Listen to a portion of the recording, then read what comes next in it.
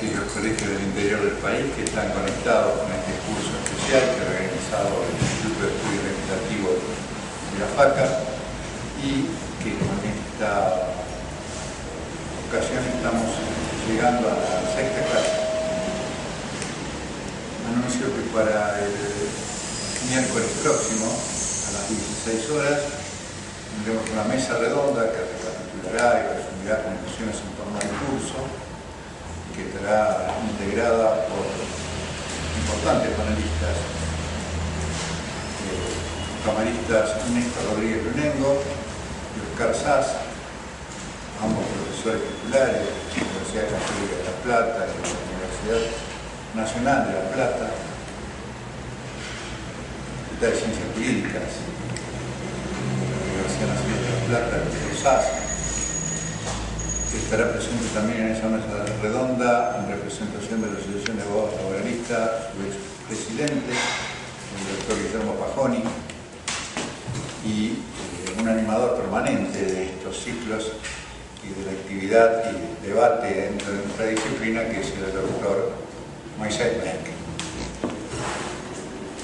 En esta ocasión nos toca recibir al doctor Eduardo Cruyet, miembro también del Instituto de Derecho Social de la Facultad de Ciencias Jurídicas y Sociales de la Universidad Nacional de La Plata, egresado del posgrado de la misma, fundador y presidente de la Asociación de Abogados Laboralistas Platense, profesor del posgrado de la Universidad Nacional de La Plata en precisamente los temas de derecho de daños laborales, y panelista en distintas oportunidades en eventos que ha organizado FACA y los colegios de abogados de la provincia de Buenos Aires, que él recorre con mucha asiduidad. El tema que va a desarrollar es de singular importancia.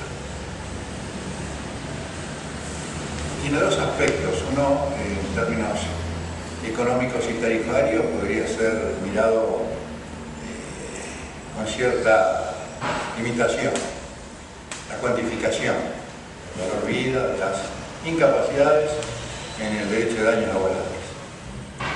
El otro, y el de fondo, que lo acompaña, lo anima y que conozco las posiciones del doctor Cruyet que sustenta, es la deuda de valor, el juicio de daños.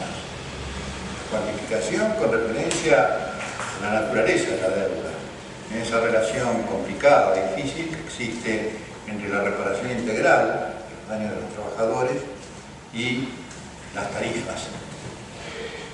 Ese matrimonio mal avenido que siempre ha existido en el derecho del trabajo de sus nacientes. Los dejo a ustedes con él. Al final del curso, al final de la clase, pueden hacer las preguntas que quieran. Los colegios que están en estos momentos conectados, advierto que algunos están teniendo una particular puntualidad y permanencia en el curso. Los colegios están alejados, como el de Reconquista, el de Bariloche, el de General Roca, están en este momento conectados y nos hermanan en esta expresión federal de representar a la entidad madre de la abogacía argentina. Doctor Cruyet, Muchas gracias. Quiero agradecer en primer lugar a las autoridades de la FACA por invitarme, y muy especialmente al profesor Ricardo Cornaglia, a quien considero mi maestro y mi mentor. El tema que me proponen hoy es el de la cuantificación. Yo lo voy a restringir a la cuantificación de un daño material, en particular del lucro cesante por incapacidad sobreviniente o por fallecimiento. ¿Por qué es importante volver a discutir acerca de los criterios de cuantificación del daño material en las acciones regidas por el principio de responsabilidad integral? Bueno, porque hoy en día rige una opción en la ley 26.773 que obliga al trabajador, lo pone sobre la mesa, esta suerte de decisión que debe tomar sobre cobrar las prestaciones de la ley de riesgo de trabajo o perseguir una mayor al amparo del derecho común y del principio de responsabilidad integral. Desde ya que compartimos las críticas que expresó muy bien el doctor Formaro en este mismo curso acerca de los supuestos de inaplicabilidad y de inconstitucionalidad de esta opción.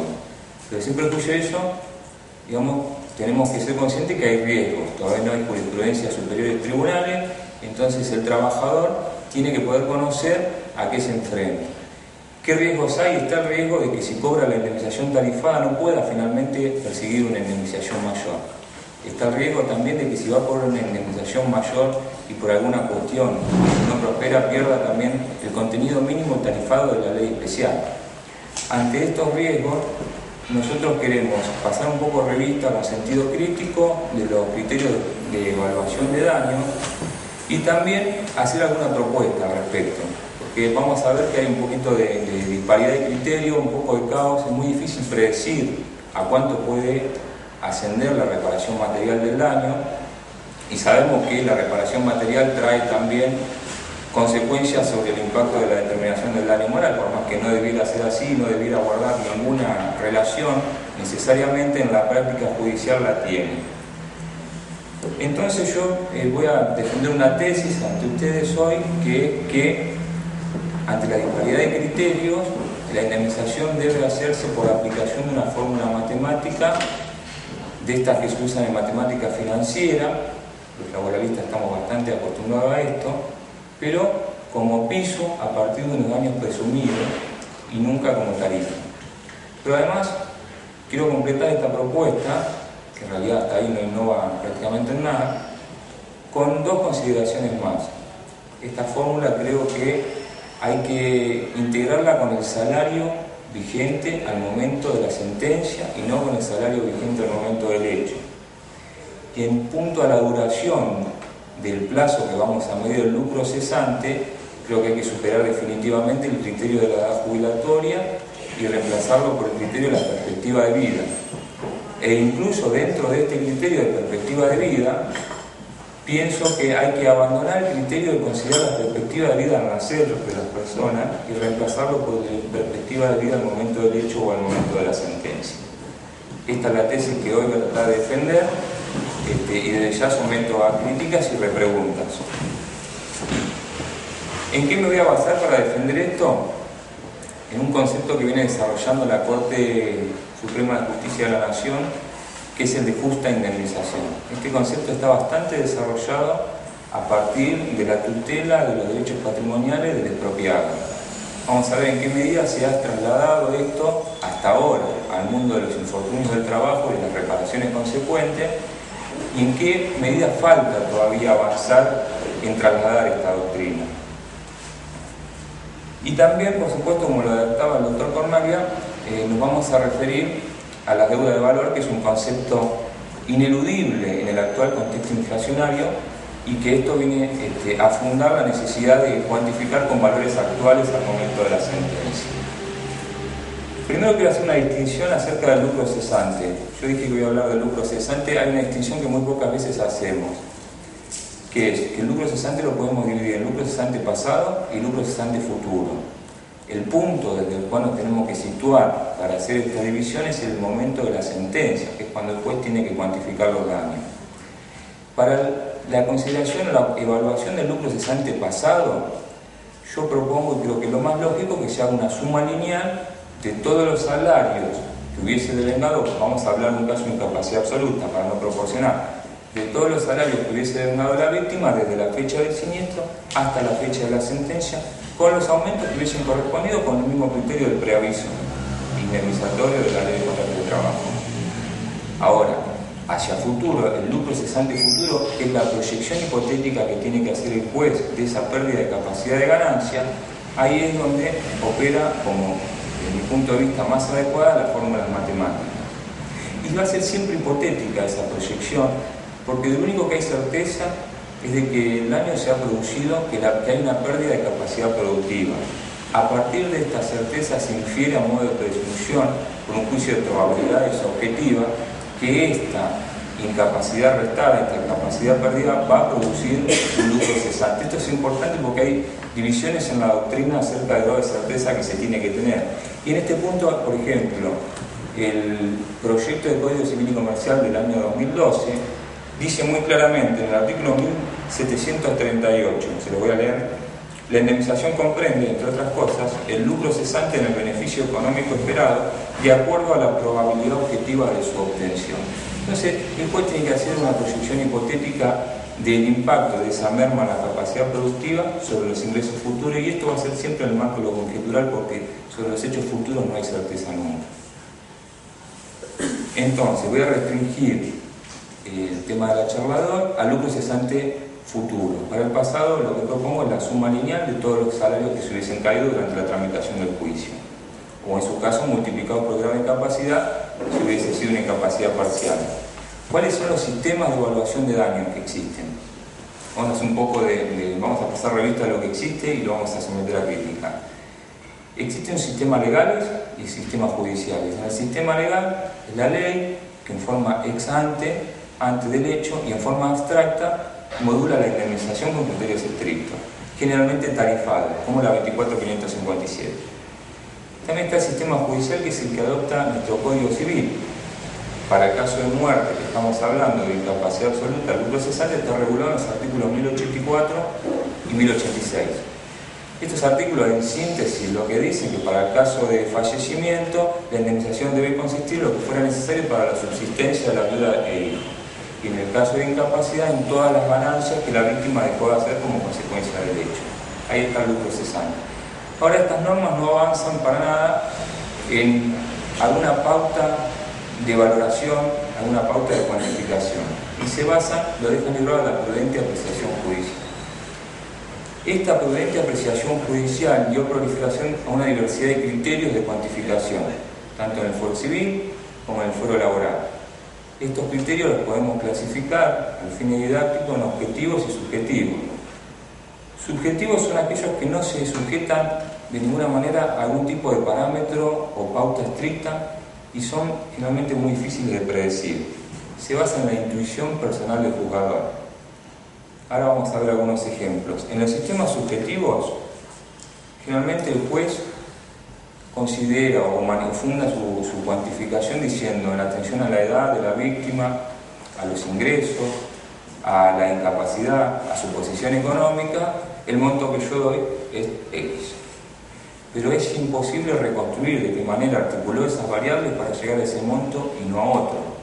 Tampoco es posible predecir si en un caso similar va a otorgar una indemnización similar.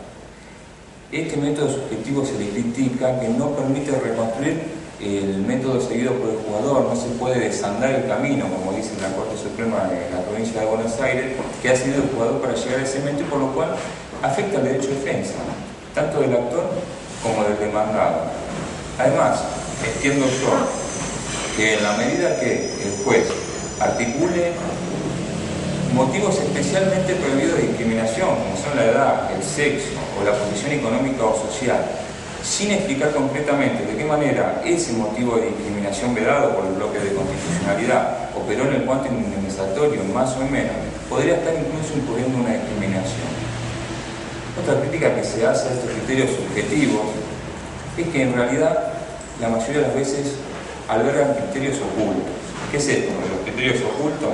Y bueno, el juez tiene para sí que una vida humana no puede valer menos que un departamento de determinadas características en determinada zona, o un automóvil importado de determinadas características. Pero no lo puede explicitar de ya porque su sentencia caería por arbitrariedad. Y estos criterios ocultos muchas veces no tienen ninguna relación con el daño concreto verificado en la causa.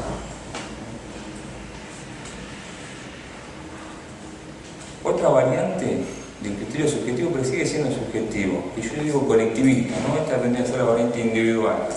Es esto que está hoy muy en boga de copiar o repetir los precedentes de otros tribunales. Hoy, con la publicidad de los precedentes y con potentes motores de búsqueda en internet, existen páginas, por ejemplo en el Poder Judicial de la Nación o en e-Justicia.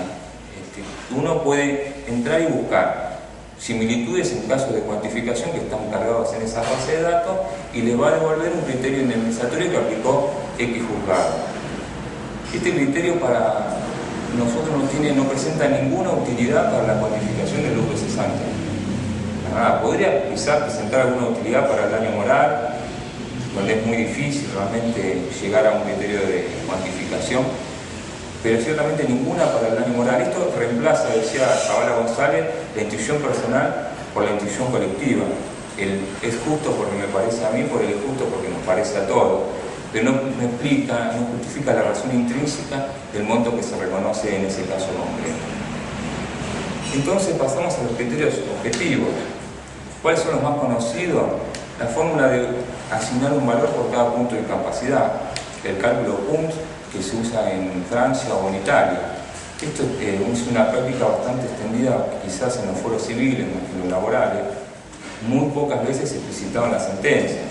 Sabemos que el juez tiene un determinado valor preasignado por punto y a veces ese valor en abstracto no representa o no se adecua para nada a la capacidad productiva perdida en el caso concreto. Hace excesivamente hincapié solamente en uno de los factores, que es la incapacidad, y deja de atender otros factores que hay que atender, que son la edad, el lapso durante el cual pudo haber producido esos ingresos y, por supuesto, la remuneración o la capacidad económica frustrada. Otro criterio es el de la fórmula lineal. Se usó en los tribunales de trabajo durante un tiempo, que consiste en asignar un valor anual o mensual a la capacidad productiva perdida, generalmente representada por el salario al momento del hecho, y multiplicarlo por los años de sobrevida o hasta un punto determinado que puede ser la edad jubilatoria.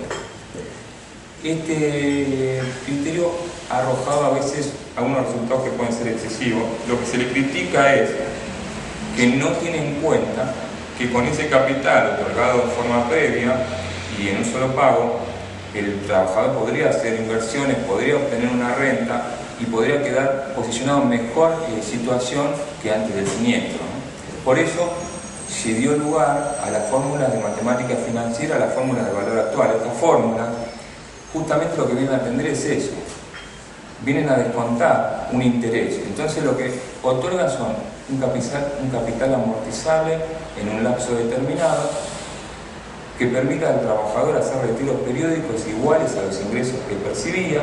Esos retiros periódicos se integran parcialmente por intereses y parcialmente por capital, de modo que al cabo del plazo preestablecido se estaría agotando íntegramente el valor de la indemnización. Con estos criterios estamos más de acuerdo, al menos yo, pero no en la forma que se han usado hasta ahora. Hasta el día de hoy podemos citar en la sala 3 del año 1978, ha aplicado la fórmula Woto, conocida por todos, donde aplica un criterio de un interés de descuento del 6% anual y una perspectiva de vida de 65 años coincidente con la edad jubilatoria. Hay que tener en cuenta que la tasa de interés que se contemple en la fórmula de valor actual operan para la disminución del capital, es decir, cuanto mayor es la tasa de interés que esta fórmula comprende, menor va a ser el capital que hay que integrar, porque se presume que ese interés va a producir una mayor renta. Esta fórmula, muy expandida acá en la ciudad de Buenos Aires, en Córdoba conocida también como fórmula Marshall, fue criticada por la Corte Suprema de Justicia de la Nación en el caso Arestegui en el año 2008. La crítica pasó por dos puntos. En primer lugar, porque la fórmula contemplaba solamente una parcela del daño, el lucro cesante, y dejaba fuera otras, como puede ser la pérdida de chance, el daño moral, la incidencia del daño en el proyecto de vida de la persona, la integridad física en sí misma considerada. Digamos, se cerraba este abanico de daños indemnizables. Pero la crítica más sustancial que hizo la Corte fue además que implicaba la aplicación de una tarifa civil en el proceso de reparación integral, y que esto es lo que no se podía permitir desde ningún punto de vista. Haciéndose en parte eco de esta crítica, el doctor Guibur, en la sala 3, el día 28 de abril de 2008, dicta el fallo Méndez. Es la nueva fórmula, ayornada a las críticas que hace la Corte en el caso Arestegui. Con esta fórmula, ¿qué hace? En esencia la misma que la fórmula Woto y que todas las fórmulas financieras de valor actual, pero reduce la tasa de interés a un 4%, él fundándose en el caso concreto en que esta fue la tasa que usó la Corte Suprema de Justicia de la Nación para resarcir a los ahorristas de los ahorros retenidos en los bancos en el caso Massa. Se podría decir más para justificar la tasa del 4%, pero esto es lo que sostuvo el doctor Guibur. Y además agrega un coeficiente de repotenciación para contemplar la pérdida de chance. Supone que las personas hasta los 60 años tienen una edad productiva que pueden ascender en su trabajo, de manera que a la indemnización que se obtenga por aplicación de esta fórmula la multiplica por el coeficiente que resulta dividir 60 barra edad. Una persona, por ejemplo, de 20 años le va a dar 3 veces más la indemnización. Pero lo que no se hace cargo, y extiende la perspectiva de vida hasta los 75 años, que es la perspectiva o la esperanza de vida al nacer promedio de ambos sexos en la República Argentina. Lo que no se hace cargo de esta fórmula es que sigue operando como una tarifa civil. Y en este punto es donde nosotros también la criticamos. Ante esta disparidad de criterios, nosotros pensamos que las fórmulas matemáticas son las que pueden solucionar adecuadamente las críticas que venimos haciendo, siempre y cuando se las use como punto de partida a partir de daños presumidos de los cuales el juez se puede apartar por la prueba rendida de mayores daños que puedan producir las partes en el proceso. Las fórmulas así utilizadas otorgan previsibilidad a las partes, superan la objeción de que no se pueda reconstruir el mecanismo utilizado para fundar el quantum, cualquiera de las partes lo tiene en el expediente y lo pueden controlar en la pericia. Otorga previsibilidad y articula adecuadamente las 3 variables que es necesario considerar para evaluar el lucro cesante, que son la perspectiva de vida o la esperanza de vida, el ciclo productivo que la persona todavía tenía por delante, su capacidad de ingreso y la capacidad producida. Yo le sumo 2 argumentos más para defender esta aplicación de esta fórmula. En primer lugar, ante un poco de anarquía que hay en el derecho interno, fuimos a ver qué pasa en la Corte Interamericana. La Corte Interamericana aplica fórmulas de valor actual como esta que estamos diciendo. Yo les cito un caso concreto, hay varios más. En el caso Neira Alegría contra Perú, la sentencia es del 19 de 9 de 1996. En este caso, la comisión pedía la indemnización por lucro cesante con base en una fórmula de multiplicación directa. Y la Corte dijo no, que esto estaba mal, que lo que había que hacer era descontar el interés presunto y en definitiva termina indemnizando con un resultado económico que se arriba con una fórmula actuarial. Pero ¿cuál es el dato más interesante? Que la Corte en los casos subsiguientes siempre ha utilizado esto como punto de partida, como piso indemnizatorio. Y ha habido ocasiones, por ejemplo el caso masacre de Rochela, que es del año 2007, el 11 de mayo de 2007, donde la comisión ha pedido, por ejemplo, la fórmula lineal, que le daba $68.000, para el caso de una jueza que había fallecido en una de estas masacres, y la comisión dice no, en equidad en este caso en una parte le dio $280.000. Es decir, pareciera que es un piso indemnizatorio del cual se puede superar en cada caso concreto, incluso así lo aplica la Corte. Y otro argumento es que este es la posición del proyecto de Código Civil y Comercial. En el artículo 1746 del Código lanzado el año pasado, hay un artículo que se refiere específicamente a la evaluación de la indemnización por incapacidad. Y el artículo dice así: la indemnización debe ser evaluada mediante un capital de tal modo que sus rentas cubran la disminución de aptitud del damnificado para realizar actividades productivas o económicamente valorables y se agote al término del plazo que razonablemente pudo continuar realizando esas tareas. ¿Cuál es entonces el criterio que está sentando el proyecto? Proyecto que, digamos, logra consenso en la doctrina y está impulsado por muy importantes juristas, no es una improvisación del derecho, digamos. Está recogiendo esto de ponerle al juez algún tipo de parámetro objetivo al cual se tiene que sujetar. Por supuesto, esto no significa que ha migrado a un sistema legal, porque el juez, siempre y cuando respete estas normas, produce unas fórmulas u otras fórmulas. Podrá hacer la que estamos diciendo acá, o podrá aplicar, por ejemplo, Lorenzetti es uno de los autores, el doctor Lorenzetti, de esta ley. Él proponía en un libro de daños de él que el capital que hay que otorgar es aquel cuya renta produzca el ingreso que tenía la víctima, Y él consideraba que el capital se iba a agotar de todas maneras por los procesos inflacionarios subsiguientes.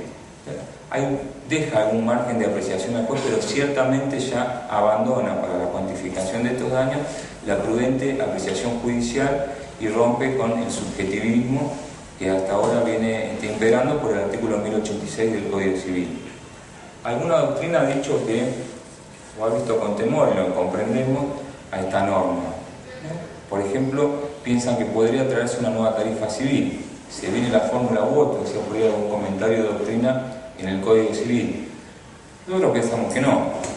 Yo por lo menos pienso que no. ¿Y por qué pienso que no? Porque el proyecto, si usted lo lee en su sistemática, sigue vigente el principio de la reparación integral sin ninguna excepción explícita. Primero. Hablé del artículo 1746. El artículo 1744 se refiere a la prueba de los daños y dice: el que invoca un daño debe probarlo, salvo que se presuma legalmente. El 1745 se refiere a los daños por fallecimiento y el 1746 a los daños por incapacidad. De manera que hasta su sistemática está diciendo que esto es un piso de daños presumido por la ley. Esa es la interpretación que le dio la Corte de Nación también a los artículos 1084 y 1086. Es un daño presumido por la ley, del cual las partes se pueden apartar. Incluso hay personas que no quedan comprendidas, los hijos mayores de edad, y no por eso están excluidos del daño. Ellos pueden hacer su propia acción, pero no pueden ampararse en la presunción legal del artículo 1084. Este es el entendimiento. Pero además nos basamos para reforzar este entendimiento en la doctrina constitucional de la Corte Suprema de Justicia de la Nación. Recordemos que el proyecto está impulsado, entre otros, por Renzetti y Hayton, la doctora Hayton de Nolasco. Integrante no puede ignorar la doctrina constitucional de la Corte. Esta doctrina dice que el principio de reparación plena tiene raigambre constitucional, lo dice desde el caso Ganta. Esta misma doctrina dice que una indemnización es injusta si deja de indemnizar algún daño y que se debe regir por el principio de reparación integral, el caso de provincia de Santa Fe. Esta misma doctrina, la que dije recién en el caso de Arostegui, que veda el uso de tarifas civiles en la acción por reparación integral. Entonces, este cúmulo de consideraciones, digamos, nos persuaden de que la norma se orienta en el camino correcto. Quizás, si se abriera el debate en las cámaras de senadores y diputados, habría que hacer una interpretación auténtica en este sentido. ¿Cuáles son los ajustes entonces que nosotros proponemos? A ver, lo voy a graficar con algún ejemplo para que se entienda mejor. Tomemos un caso de un empleado de comercio, categoría vendedor B, que es lo más común, que sufre un accidente en julio del año 2010. El salario básico, según el convenio, a esa época era 1.484 pesos. Supongamos que el juez tiene que dictar sentencia hoy, junio de 2013, 3 años después. Hoy el salario básico es 5.500 y pico de pesos. Una variación en 3 años de aproximadamente 270%. ¿Cuál es el sueldo que tiene que tomar el juez para hacer la proyección del lucro cesante futuro? Es decir, él tiene que estimar lógicamente cuánto es la capacidad perdida de ahí en más. Mirar el salario vigente al momento del hecho y totalmente desactualizado nos parece un anacronismo que en época de inflación no se puede seguir manteniendo. Pero ahora vamos a fundar en la doctrina de la deuda de valor. Y el otro ajuste que es más fácil de resolver es el de la perspectiva de vida.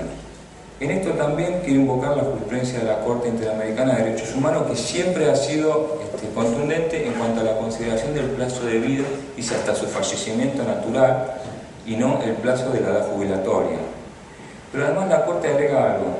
Dice que se debe considerar la perspectiva de vida al momento del hecho, nosotros podríamos decir al momento de la sentencia, de cada país y por las clasificaciones que correspondan al sexo o a la actividad. Esto tiene una importancia mayúscula cuando estamos hablando de gente de edad avanzada, ¿no? Porque una persona de 65 años que se le aplica la fórmula voto, la indemnización por lucro cesante le va a dar 0 si se aplica este criterio estrictamente. Una persona de 75 años incluso, la fórmula voto y sufre una incapacidad, le va a dar 0 la indemnización, porque se está tomando la perspectiva de vida al momento del hecho, se está haciendo la ficción de que esa persona ya está fallecida y no es así. Yo traje algunas tablas de perspectiva de vida para que veamos hasta dónde se puede estirar.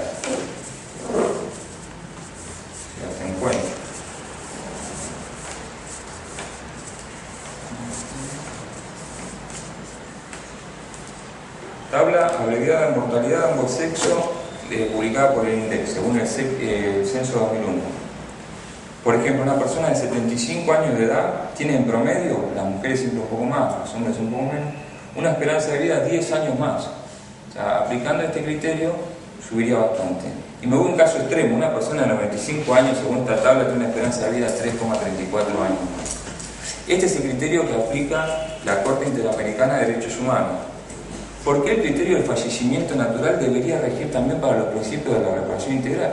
Fue el principio que consagró el artículo 19 para la acción sistémica. O sea, la acción sistémica decía cuando en las incapacidades graves que se da una renta periódica, esa renta se va a dar hasta el fallecimiento natural, hasta la muerte del beneficiario. Y si en acción sistémica se adopta este criterio, no, ¿por qué no se puede adoptar acá? Es más, las resoluciones reglamentarias que dicen cómo se calcula el valor actual de esta renta usan la tabla GAMS 71 que mide la perspectiva de vida al momento del siniestro. Entonces pensamos que si esto es así, con más razón debería trasladarse este argumento a la reparación integral. Por ahí un poco más difícil de justificar es esto de la consideración del valor actual. Yo dije que me iba a basar en la doctrina de la justa indemnización de la Corte. Esta doctrina es construida para la tutela del derecho del expropiado. ¿Cuál es el soporte normativo de la justa indemnización? El artículo 21, inciso 2 de la Convención Americana de Derechos Humanos dice que nadie puede ser privado de sus bienes excepto el pago de una indemnización justa. Vamos a ver cómo fue interpretado. El artículo 63 de la Convención Americana también le da facultades a la Corte, cuando detecta la violación de un derecho humano, de tomar las medidas de reparación y el pago de una justa indemnización. Y específicamente en materia de expropiación, el artículo 2511 del Código Civil también dice que nadie puede ser privado de su propiedad sin previa disposición y el pago de una justa indemnización.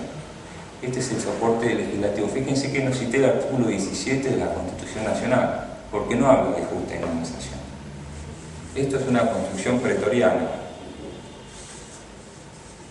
En el caso de Provincia de Salta con Nichi, del 26 de junio de 1967, la Corte sostuvo que resulta inconstitucional una indemnización, un juicio de expropiación que no fuera justa, puesto que indemnizar es eximir de todo daño y perjuicio mediante un cabal resarcimiento, lo cual no se logra si el perjuicio subsiste en alguna medida.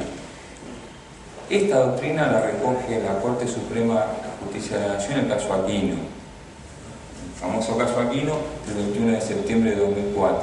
¿Y qué dice la Corte ahí para trasladar esta doctrina al ámbito de los infortunios laborales? Uno dice que si se pudo concluir esta indemnización con base en el artículo 17, que no habla de la justa indemnización, con más razón debería hacerlo con base en el artículo 14 bis, que habla de las condiciones equitativas de labor, expresamente. Y ahí ya no es implícito y no se infiere, sino que es expreso. También dice que con más razón si está el grado de tutela que se da ante un interés público y ante un acto lícito, como es el que está comprometido en una expropiación, con más razón ante un ilícito que viola el principio genérico de no dañar al otro. Dice la Corte algo más interesante, dice esto se construyó para la tutela de un valor instrumental, que es el valor patrimonial, y no para la tutela, con más razón debe ser trasladado, para la tutela un valor fundamental como es la integridad física, psíquica y moral de la persona que trabaja. Esto es casi textual de Aquino. Ahí empezó a migrar esta doctrina para la tutela, insistimos, del resarcimiento en los casos de reparación integral. Hay otro caso interesante que es O'Harris. O'Harris es del 26 de agosto de 2003, donde la Corte reconoce algo que el doctor Cornaglia me ha enseñado desde hacía mucho tiempo, de que el término bienes, que está contemplado en el artículo 21.2 de la Convención Americana de Derechos Humanos, es aplicable a los juicios en los que se discute la violación al derecho a la vida. Esto está, lo quiero decir porque está el profesor acá, en el artículo 76 de la Ley de Contrato de Trabajo, ¿no? Que claramente recoge el principio, el deber de seguridad en el contrato de trabajo, diciendo que si el trabajador sufre un daño en sus bienes, debe ser reparado en su perjuicio. Y ha contestado a veces al doctor Cornaglia que esa interpretación que él hace del término bienes no se refiere a la integridad psicofísica del trabajador. Bueno, ahí en O'Harris la Corte lo dijo cuando se estaba discutiendo la aplicación del régimen especial de indemnizaciones por desapariciones forzadas al caso de una persona que, bueno, no había sido, digamos, víctima de la actuación estatal, sino de grupos subversivos, y no se le aplicó, pero le dijeron que usted tiene derecho, usted está amparado por la Convención Americana a perseguir contra el responsable la indemnización. ¿Por qué traigo esto? Porque este mismo fallo lo cita Aquino nuevamente.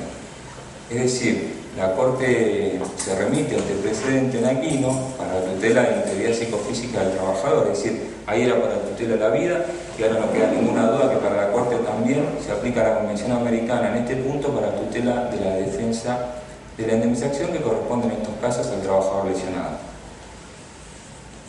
Y un caso que me parece que vamos a tener que seguir discutiendo un tiempo largo, que es el 27 de noviembre del año pasado, el caso Rodríguez Pereira. Ya lo hemos hablado acá, es de un conflicto que sufre un daño con motivo del servicio militar obligatorio y busca una reparación plena. Sin embargo, el sistema especial indemnizatorio de las Fuerzas Armadas no lo permitía. Por aplicación del 1113, la Cámara Federal de La Plata le da una indemnización plena como él solicitaba, y la Corte confirma este criterio declarando la inconstitucionalidad del régimen especial de las Fuerzas Armadas, en cuanto no garantizaba el acceso a una justa indemnización. Pero acá la Corte avanza en otro sentido que me interesa destacar, porque dice no solamente que la indemnización debe contemplar todos los rubros indemnizatorios, todo este abanico, sino que se mete también con el quantum de la indemnización, porque dice que tampoco se logra un cabal resarcimiento sea derivado de un sistema resarcitorio especial, como el que se discutía ahí, o agrega, o producto de la utilización de facultades discrecionales de los jueces, en 1084 y 1086 que estamos hablando, cuando el resultado indemnizatorio resulta valores irrisorios o no tiene una real correspondencia con el daño causado en la causa. Parece que este caso es sumamente relevante.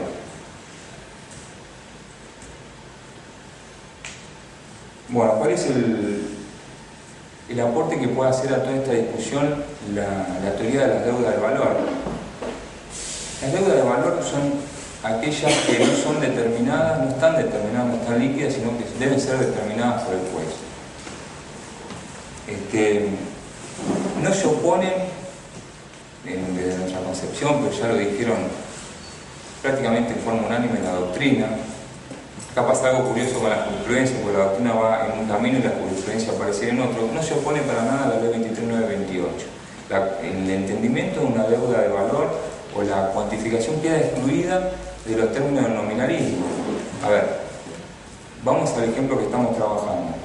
¿Qué es lo que prohíbe la 23928? La 23928 nos está prohibiendo que nosotros tomemos el salario vigente al momento del hecho y lo traigamos a valores actuales por aplicación de índices o coeficientes de actualización. Esta es una forma de determinar el daño. La doctrina de la deuda de valor exige que el juez determine lo más pronto o cerca a la sentencia. De manera que si el juez fija con el valor de salario actual, no está aplicando ningún tipo de índice, y esto no está prohibido por la 23928. Que se nos entienda que no estamos diciendo que esta norma es inconstitucional. Quizás podría argumentarse también eso. Nosotros decimos que esa norma se aplica a las sumas determinadas de dinero, y así lo dice expresamente el artículo 7. Una deuda de valor es por esencia una deuda aún no determinada, pero que debe ser determinada por el juez. ¿Cuál es el momento para determinar la deuda? ¿Por qué el momento de la sentencia? Y obviamente el juez tiene que analizar las variables vigentes a ese momento, entre ellas el salario, o la incapacidad, o la perspectiva de vida.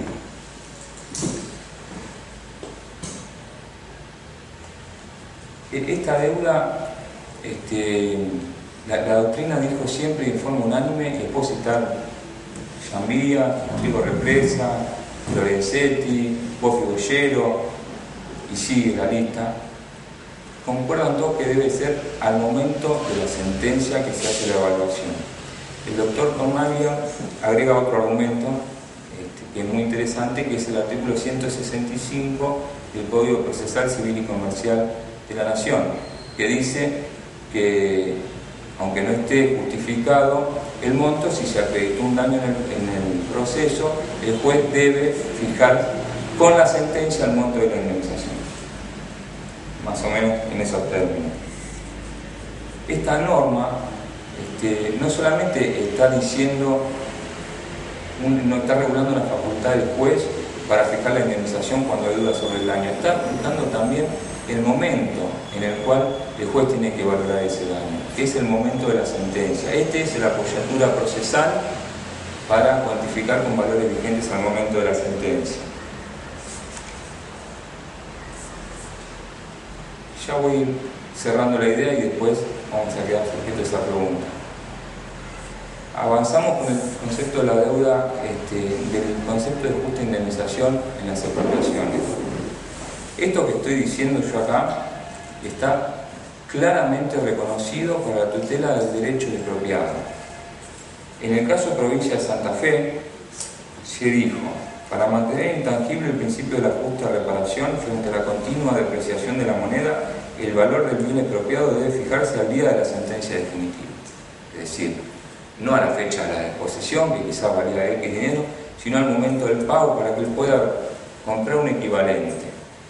Esto, usted me va a decir, bueno, es viejo, es del año 60 y pico, pero le traigo otros presentes más nuevos que mantienen la vigencia de esta doctrina aún en la actualidad.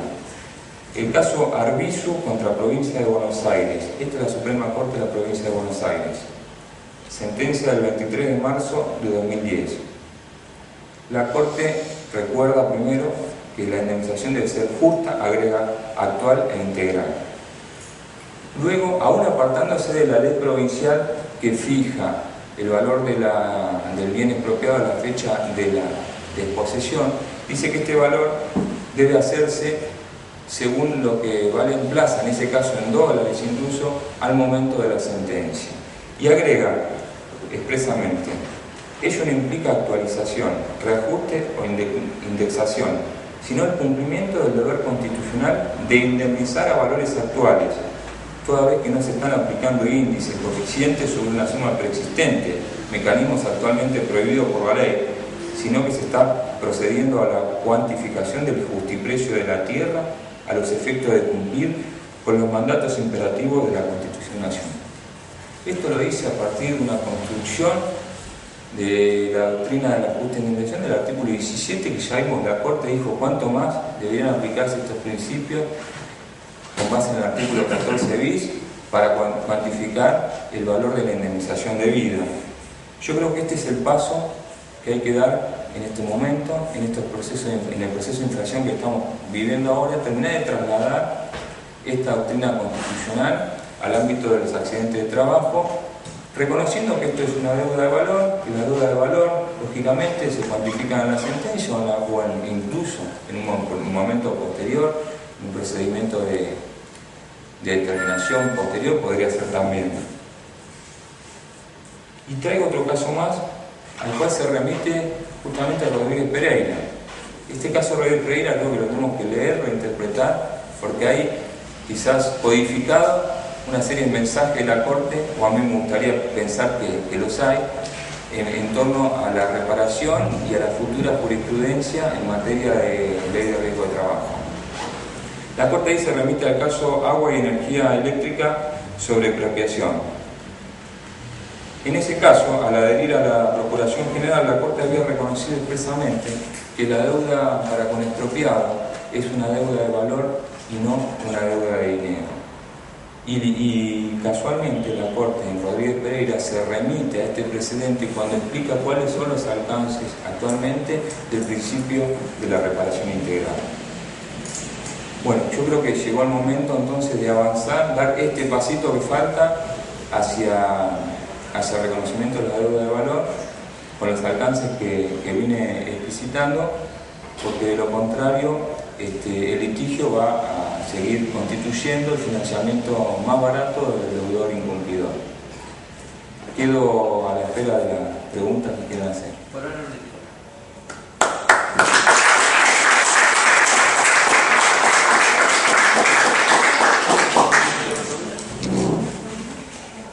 Hay entre los concurrentes alguno que quiere hacer alguna intervención. Mientras se animan, quisiera resaltar de la exposición del doctor Crochet la importancia de lo que ha planteado en cuanto a discutir el título de las obligaciones laborales en sí. Es decir, está replanteando un cambio paradigmático en la consideración de los juicios penales. Hasta el presente, los juicios de daños laborales han sido tratados como propios de las obligaciones de dar sumas de dinero. Y él está planteando un cambio de interpretación con la referencia del juicio de daño que corresponda a las obligaciones de valor. Yo trato de usar el término en función de la teoría general de las obligaciones. No hablo de las deudas, sino de los títulos que provocan las deudas. Cuando tiene clara la cuestión, escapa de las visiones de la deuda tarifada, una deuda de dinero establecida por el legislador, e interesa en la problemática del daño en su gran exposición. Este es el tema que planteó el doctor y por el cual me debería tener alguna discrepancia leve, porque siempre me gusta no solo elogiar, o por lo menos acicatear a los intervinientes. Es el tema de la propiedad. Es decir, era hincapié en la forma que es entendida la propiedad por la Corte Interamericana. Limita el concepto de propiedad en función de la interpretación estricta de lo que sería el texto del 17 de la Constitución Nacional. Creo que va mucho más allá.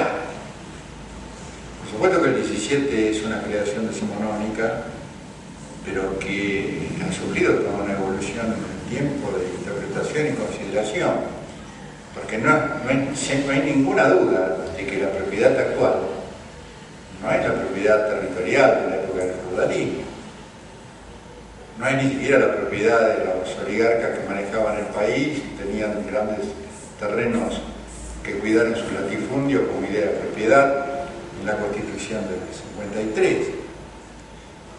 Es la propiedad actual, la misma que se ensambla con la del 14 bis, y la propiedad en todo el sentido de la protección que tiene que dar el orden jurídico no puede ser la de los señores feudales, sino la del hombre de la sociedad moderna. El trabajador es el hombre por excelencia. Sus propiedades son propiedades sociales. Aún en una interpretación estricta del liberalismo, desde un punto de vista de la filosofía del derecho, se podría encontrar perfectamente entendida la propiedad en su origen hasta etimológico. El derecho de propiedad anclado en la época de la propiedad de la tierra no es nada más que una etapa en la concepción de la idea del hombre. Y lo cierto es que el hombre empieza a desarrollar la propiedad en función de lo que es propio. Lo propio, sin ninguna duda, por excelencia, es el cuerpo. Eso no ofrece duda, aún para el más desposeído de los seres de la tierra, de que tiene algo propio, es su cuerpo. Si le agrega algo de concepción metafísica, uno puede encontrar también que ese cuerpo se integra por su psiquis, por su alma, si tiene una concepción religiosa para tratar de impulsarse. Pero esos son los únicos bienes de los cuales no carece ningún hombre. O se supone que los derechos humanos no pueden dejar de proteger. Esa concepción de la propiedad que avanza hacia la propiedad social y que es natural del derecho del trabajo, va comprendiendo al hombre en lo que tiene como propio la vida real. ¿Y qué tiene como propio? La posibilidad de llegar a una jubilación, el crédito de cobrar el salario que dio en la semana para cobrarlo a fin de mes. Eso es lo que le permite vivir, eso es lo propio que tiene el trabajador. Esa es la propiedad que también está alcanzada por el artículo 17 y 14 de la Constitución Nacional, porque es la finalidad de la realidad. A ver, yo comprendo que, por supuesto, que el término propiedad comprende y protege la integridad psicofísica del trabajador. Yo lo que me estaba refiriendo, ciñendo en este momento, es a la doctrina desarrollada con el término de la propiedad para la expropiación y justamente para los bienes tierra. Con más razón, entonces, hay que trasladar esa tutela a este bien fundamental y no instrumental, como dice la Corte. Sí, estoy sabiendo que la profundidad del pensamiento del doctor Courgette va más allá de las chicanas con que lo estoy tratando. Pero en definitiva, pienso que ha sido una excelente exposición de un tema enormemente rico y una ambiciosa propuesta de cambiar la concepción del juicio de daños laboral que hasta el presente hemos tenido los abogados y la justicia, es decir, el saber jurídico. ¿Hay intervenciones? No, a mí me había quedado tan claro y me resultó paradigmático el cambio por el solo hecho de utilizar la doctrina del expropiado en materia laboral. Me pareció un cambio paradigmático, por eso me llama la atención la reflexión suya, porque si bien él hizo mención al 17, estuvo implícita en toda la charla el hecho de considerar al trabajador como expropiado en su integridad psicofísica. Me pareció que estuvo así subyacente toda la charla. Me pareció un cambio paradigmático realmente. Estoy seguro de ello. Y lo que él propone en definitiva es esto, sin ninguna duda. Lo que hago es chicanearlo. Sí, no, yo no es por defenderlo, sino porque era la única conclusión que había sacado. Me pareció tan... Es con referencia al fundamento que se puede darle en nuestro derecho nacional. Claro. Es decir, yo creo que nosotros tenemos que acudir al derecho de gente, que tenemos que acudir constantemente al derecho de los tratados humanos y sociales. Pero creo que nuestra propia Constitución es el primer Sí, por supuesto. Sí. En algunos aspectos nuestra Constitución está más allá. Por supuesto que sí. Y este lamento conservador mío de defender los contenidos de nuestra Constitución, no solo liberal, tiene el mismo propósito de búsqueda en sí, y creo que debemos realzar aún, además de los tratados de derechos humanos y sociales, todo el contenido rico de la Constitución Nacional. Pero yo quiero aclarar algo. No inventamos nada en esta mesa, ¿no? Esto viene desde hace muchísimos años.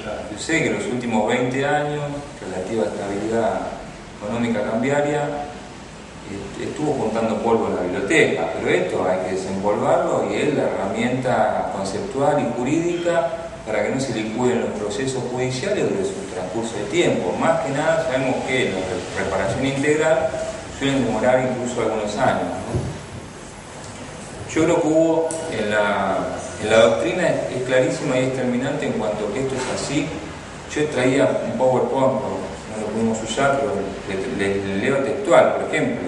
Es nuestra opinión, acompañada por la doctrina mayoritaria, que la deuda laboral es una obligación de valor. Esto lo dice Ricardo Luis Lorenzetti, responsabilidad por daño y accidente de trabajo, Avelado Perrot, 93. Y es así, toda la doctrina. Que sucede que en la jurisprudencia ha habido una suerte de interpretación distorsionante y extensiva de la ley 23.928, una obediencia debida ahí que no encuentra ecos en la doctrina y no encuentra razón de ser científica, donde se ha llevado a decir, por ejemplo, que después de la 23.928 perdió todo interés práctico la distinción entre deuda de dinero y deuda de valor. Pero esto no es así. Perdió interés mientras hubo estabilidad. Hoy recobra interés y hoy queremos volver a acudir a esta doctrina, porque si no lo que se va a lograr en definitiva son indemnizaciones injustas. Más claro que eso es imposible. ¿Cómo vamos a proyectar un lucro cesante futuro? Y yo me detuve en este, pues generalmente el componente más importante en la evaluación del daño. Y atrás de eso siguen los demás en la práctica judicial. si vamos a estar mirando un salario totalmente desactualizado que hoy no llega ni a un mínimo vital y móvil? ¿Cómo le vamos a decir a la viuda que usted de acá en más voy a hacer un cálculo con un salario que no le garantiza ni los mínimos vitales y móviles? Pero pensamos que eso ya no tiene además lógica, no es razonable. Doctor, una preguntita. A ver, no sé si lo interpreté bien lo que usted dijo. Cuando estaba hablando del el daño futuro, la pérdida de ganancia futura, usted hizo referencia a un empleado de comercio que tenía un salario hace 2 años que se incrementó en un porcentaje, un porcentual al momento de dictar sentencia. Conforme a la facultad del 165, en ese momento se determinaba ese momento. Para la evaluación en el juicio de valor hipotético que tiene que hacerse el juez, tiene que tener para el daño futuro este incremento. ¿Entendí bien lo que dijo? Sí, exactamente. ¿Es así? Yo lo que digo es, si se utiliza una fórmula matemática... Si va a utilizar después una fórmula matemática, porque es un método de cuantificación que, entre paréntesis, nunca fue descalificada como elemento de orientación en la tarea de justiciar los daños por la Corte de Nación ni por la Corte de Provincia. Al contrario, muchas veces dijeron que resultan de suma utilidad para este daño, ¿no? Fórmula matemática para el daño moral, no. Para este daño. Si va a utilizar una fórmula, lo que yo propongo es que lo haga en ese caso concreto con el salario de la categoría que esa persona tenía al día de hoy, o lo que esté más cerca de la prueba del proceso, ¿no? Porque si surge de la perilla ya un salario mayor, yo creo que la sentencia llanamente sería arbitraria si no reconoce eso en la proyección de lucro cesante futuro. No entendí bien. Ahora sí. Sí, Charles. Hay una pregunta del Colegio de Abogados de San Nicolás, que primero que todo saluda al disertante, al doctor Cornaglia y a los presentes, y les interesa preguntar acerca de los trascendidos del fallo Figueredo dictado por la CNAT en el año 2011, particularmente la resonancia del fundamento del doctor Rodríguez Brune, en cuanto a la naturaleza del valor de deuda de los créditos por daños laborales. Bueno, probablemente le pueda contestar al Colegio de San Nicolás el doctor Rodríguez Brunengo el miércoles que viene con más claridad, pero el caso sin ninguna duda amerita, y lo que recuerdo, la misma línea de pensamiento del doctor Cruyé. Esto empezó a despuntarse muy claramente en el encuentro de San Nicolás, cuando la FACA hizo un encuentro nacional de San Nicolás hace estos 3 años, ¿no? 2 años y pico. Por eso es que sin ninguna duda que están estos conceptos. 2 años. De ello participó el doctor Rodríguez Brunengo y el doctor Cruyé, y precisamente incursionaron en la deuda de valor. El doctor Rodríguez Brunengo no solo en Figueredo, sino que ya en varias sentencias viene desarrollando este concepto y usando criterios de acercamiento de estimación del daño a la fecha del momento de la sentencia.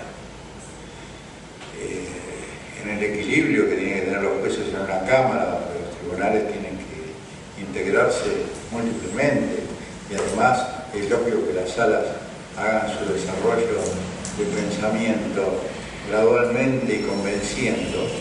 Parece muy importante el fallo del doctor Rodríguez Brunengo al respecto, y la apertura que está haciendo esta temática y la toma de estos conceptos, donde esta sección ha trabajado el tema y el Instituto de Derecho Social de la Facultad de Ciencias Jurídicas de La Plata fue pionero en todo esto, particularmente el doctor Cruyé, así que Figueredo en sí es una apertura tímida todavía de la cuestión, que se puede proyectar enormemente. Le pido al interrogador que acuda a la fuente y a la interpretación auténtica el próximo miércoles, desafiándolo a que nos siga asistiendo.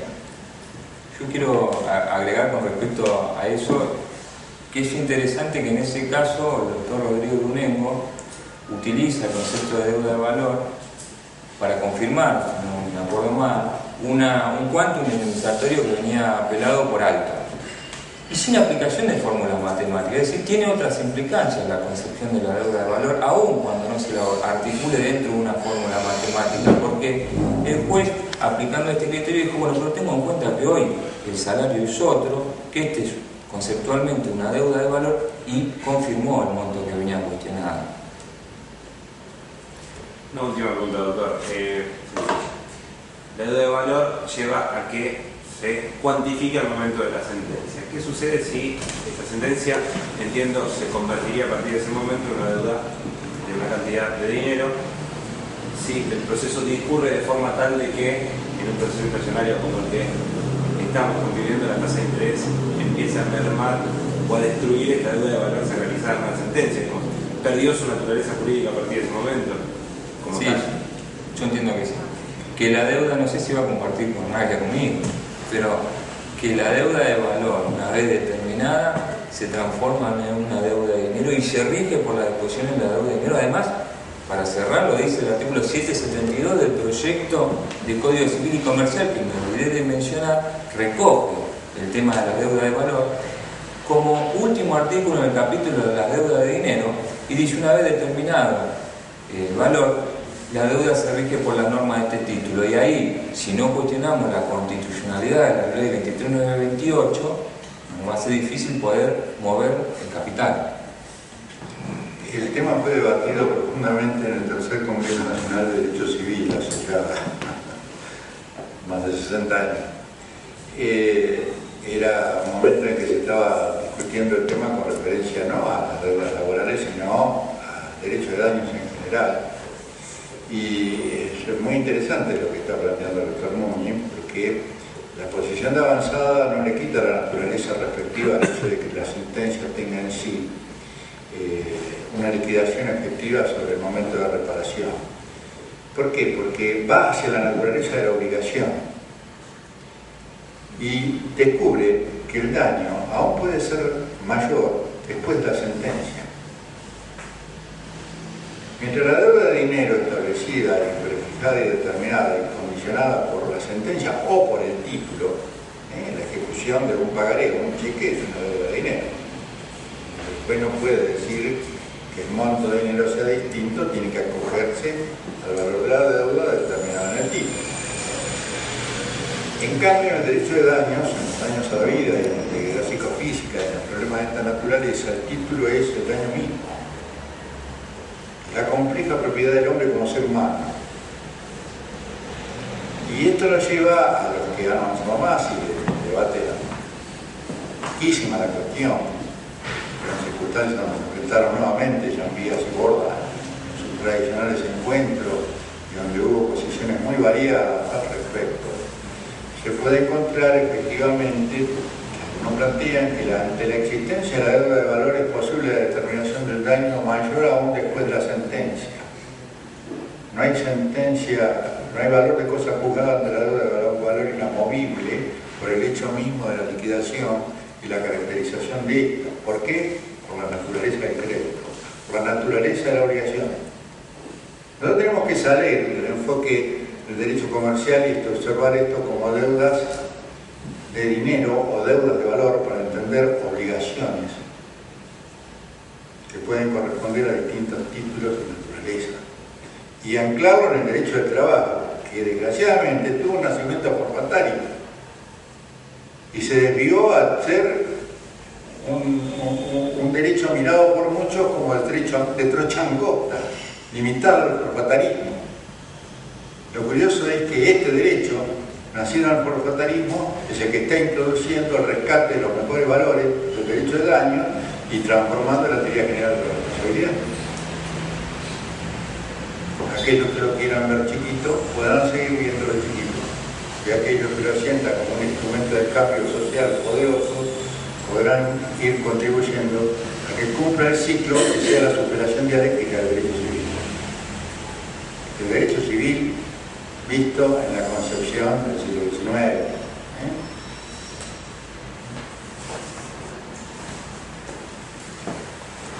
¿Alguna pregunta de los colegios? No, Están felicitando por la charla y dicen que van a seguir el consejo y el próximo miércoles van a estar atentos para resolver más ampliamente el interrogante que plantearon. Porque quizás no entendí toda la pregunta de su significación. Sí conozco el fallo y sí conozco el pensamiento de Rodrigo Renengo, pero en el presente será más rica la respuesta, ¿no? Y no hay más preguntas. Muchas gracias a todos y los esperamos el miércoles próximo en esta mesa y con la puntualidad de las 16 horas, porque los colegios se enganchan a esta nueva experiencia que por vía internet la FACA está brillando.